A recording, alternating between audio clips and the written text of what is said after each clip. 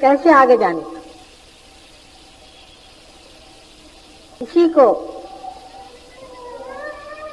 स्वीकार्य कर लेना कि ये घटना चेतना की ओर होती है और चेतना ही इसको घटित करती है।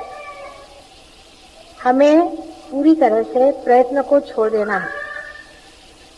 जब हम अकर्म में उतरते हैं तभी ये चेतना घटित होती है। इसका मतलब है आपको कुछ भी नहीं करना है। ये बहुत कठिन काम है मनुष्य के लिए। कुछ नहीं तो विचार ही करता रहेगा, लेकिन ये घटना जब घटित होती है तो विचार भी रुक जाता है।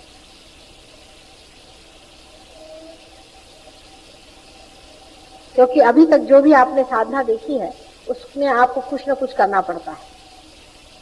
ये सब साधना आपको अपने से बाहर ले जाती है। सहयोग घटना है वो अंदर ही घटित होती है। जब लोग पूछते हैं कि समर्पण कैसे करना है, सीधा हिसाब है, आपको कुछ नहीं करना है, समर्पित हो गए। मनुष्य इस गति में, इस दिशा में आज तक चला नहीं, इसलिए उसके लिए नई चीज है और नया मार्ग है जिसमें मनुष्य कुछ नहीं करता, अपने आप चीज घटित हो जाती है। क्योंकि उसने बहुत कुछ कर लिया है, बहुत कुछ दूर चला गया अपने से, इसीलिए उसे अंदर खींचना मुश्किल हो जाता है।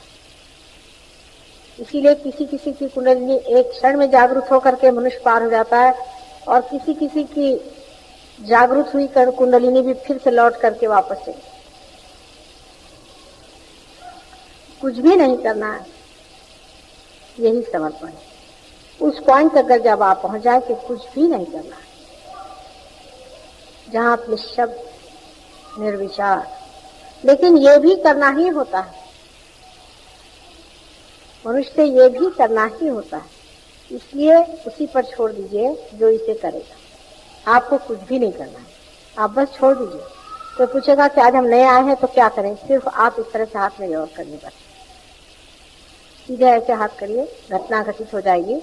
और जिसकी घटित नहीं होगी, बाद में ये लोग जाकर के देख लेंगे आपको। आज इतने लोग यहाँ सहयोगी हैं और एक एक आदमी पार है। इतना ही नहीं, लेकिन कुंडलिनी शास्त्र में एकदम पारंगत एक एक आदमी यहाँ जो बैठे हुए हैं, कुंडलिनी शास्त्र में पूरी तरह से पारंगत है और हजारों आदमियों की कुंडलिनियां अपने उंगलियों में इशारे पर उठा सकते हैं, इतना ही नहीं पार कर सकते।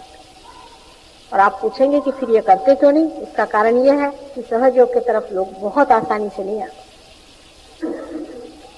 मनुष्य के लिए बहुत मुश्किल है ऐसी जगह आना जहाँ ये कहा जाए कि तुम्हें कुछ पैसा नहीं देना है, कुछ करना नहीं है, चुपचाप बैठ जाना। लेकिन जब डूबने लगते हैं तब फिर आते हैं।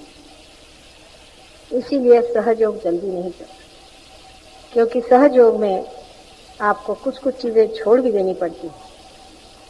मतलब ये कि हमें कुछ करना है, हमें कुछ विचार करना है, हमें कुछ सर के बल खड़ा होना है, हमको कोई द्राविड़ी प्राणायाम करना है, या हमें कुछ किताबें पढ़नी है, या हमें कुछ ग्रंथ रखने हैं, या हमें कुछ मंत्र कहने, ये सब कुछ आप छोड़ दीजिए। और बाद में, पार होने के बाद में आप अधिकारी हो जाते हैं। जो कुछ भी करना है फिर तब होता है, अकर्म ही, इन एक्शन ही एक्शन में आता है, कर्मरत हो जाता है। तो कैसे, उसे आप देखिए, जो घटित होगा तो होगा और नहीं होना हो तो नहीं होगा। इस पे कोई कंपल्शन नहीं, इस पे कोई आर्गुमेंट नहीं। जिसका होना है उसी के होगा, जिसका नहीं होना नहीं।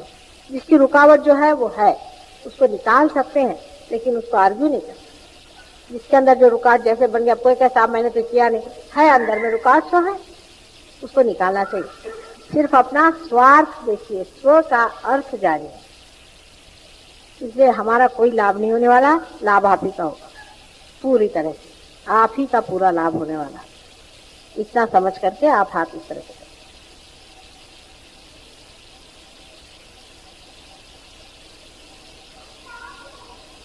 अब जब घटना घटित होती है तो पहले कुंडलिनी उठ करके आज्ञा चक्र को लांग जाती है। जैसे ही आज्ञा चक्र को लांग जाएगी, आपको निर्विचार